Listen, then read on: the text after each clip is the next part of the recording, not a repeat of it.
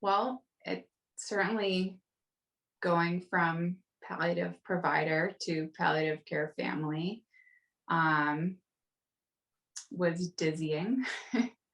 um, but I think it gave me new insight into the importance of palliative care, and how that lending time for the type of conversation a palliative care provider allows in their schedule is just priceless when it comes to a family um, grappling with diagnosis and symptom management and decision making and goals of care.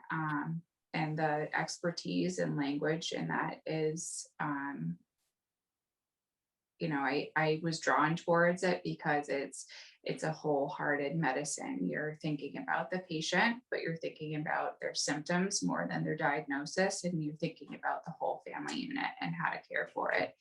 And now I'm seeing that in action, and have a new depth of respect for the field as a whole. I think coming from a medical training, I still focused mostly on the patient and mostly on the kind of immediate medical tasks.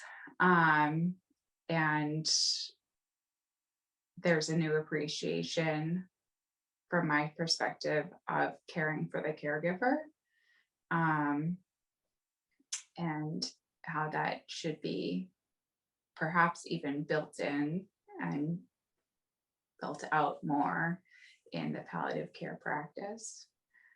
Um, I think it's been a humbling experience to know that despite the fact that I had studied grief and studied conversations about critical illness, I did not appreciate the depth of that grief can bring, like that pain, but also how it can be kind of triggered at any moment, and that it kind of for that grieving time period, that can be anticipatory grief, at the moment of diagnosis, or as we're looking at impending death, you are experiencing it not just during that conversation, you're experiencing it in your whole day, in your whole week, and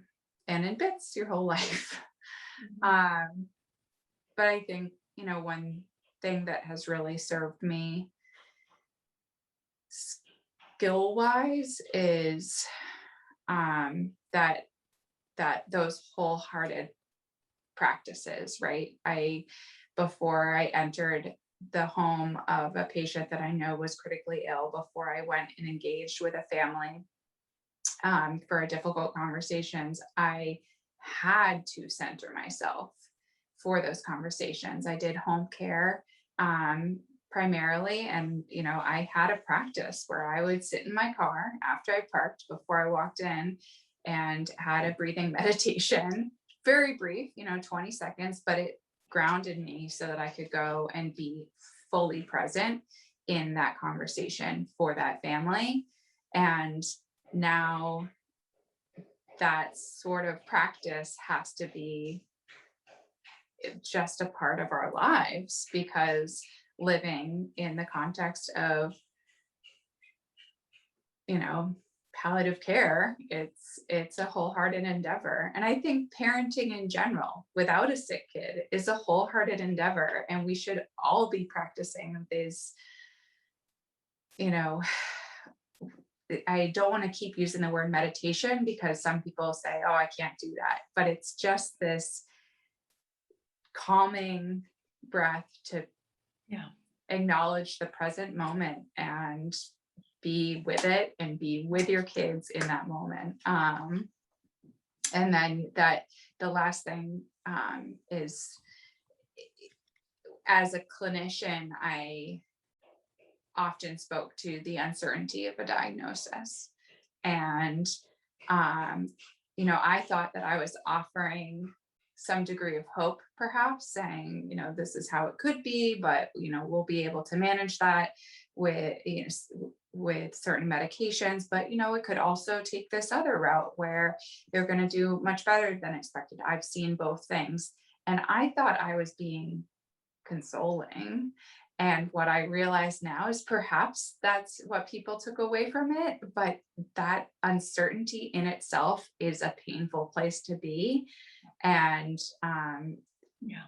and now living in that uncertainty, that there's a lot of work that needs to go into being comfortable in that space.